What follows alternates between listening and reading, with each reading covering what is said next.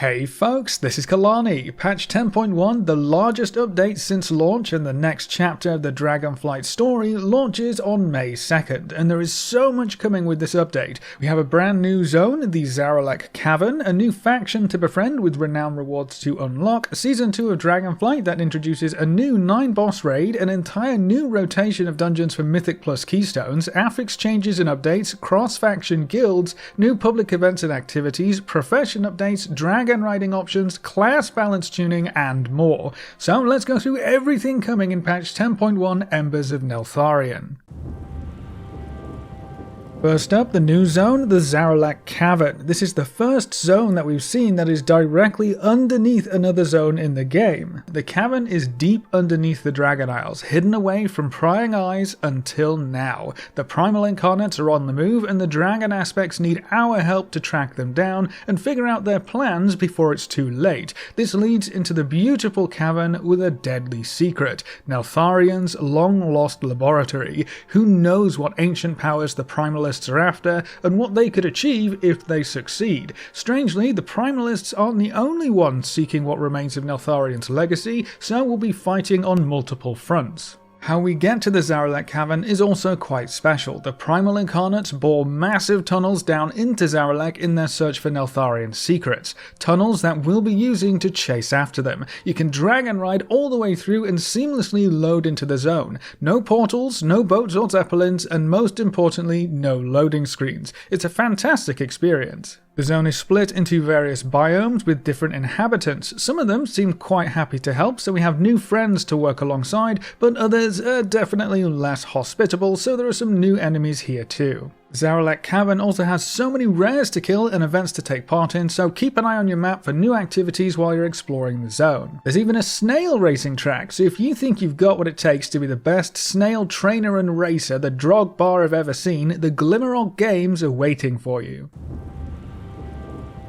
One of the main races we'll be interacting with in patch 10.1 are the Niffen, a friendly race of mole people who rely on their sense of smell. We'll need their help to traverse this odd landscape, so earning their favour is going to be important. They will even take you spelunking through hidden caves in the new Sniff and Seeking minigame. You'll need to use your friend's knack for sniffing and digging to solve puzzles, avoid traps, and claim your rewards. Speaking of rewards, we have a whole new renown track to progress through for the Niffen. You can earn new gearing options, Dragonriding customizations, upgrades to the Sniff and Seeking minigame, plenty of cosmetics, and more.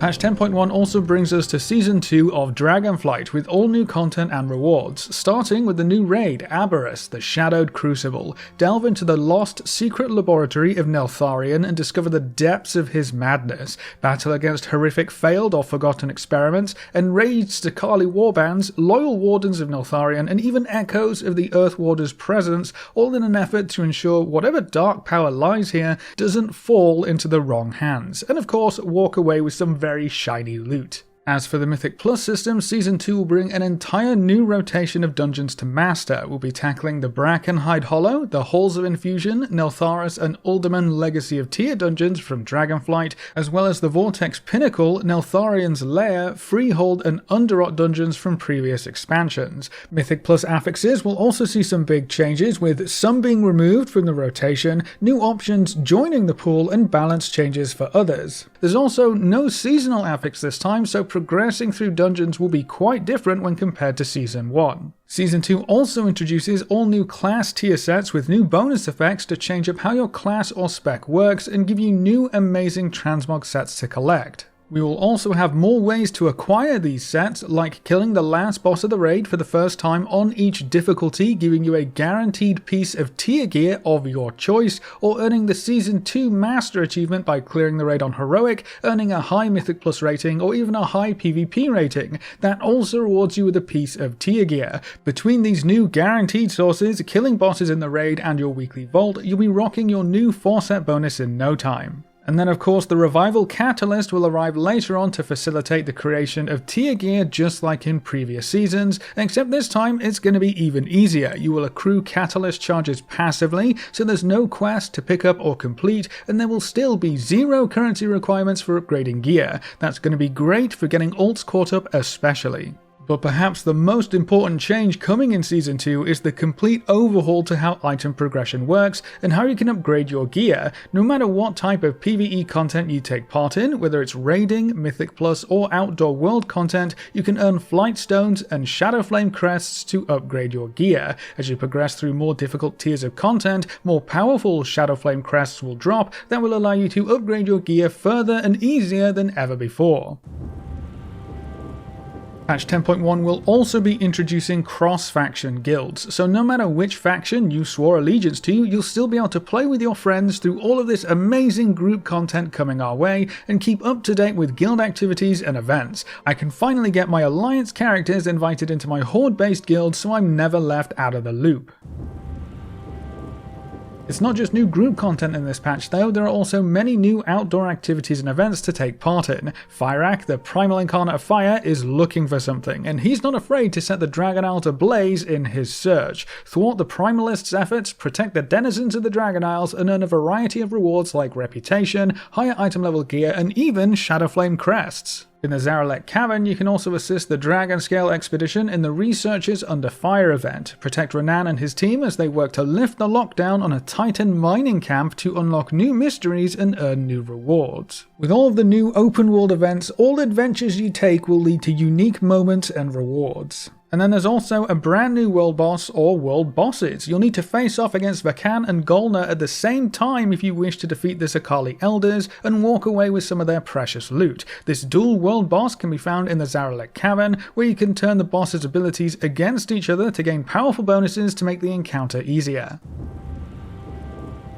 Professions have some great updates too. We have additional recipes to collect for powerful new gearing options, new fun and cosmetic crafts, and there are even all new raw materials to gather in the Zaralek Caverns. Professions will also tie into the new gear upgrading system. Enchanters will be able to create enchanted Shadowflame crests to craft new higher item level gear, or you can upgrade your crafted gear from Season 1 to bring that forward and keep it relevant.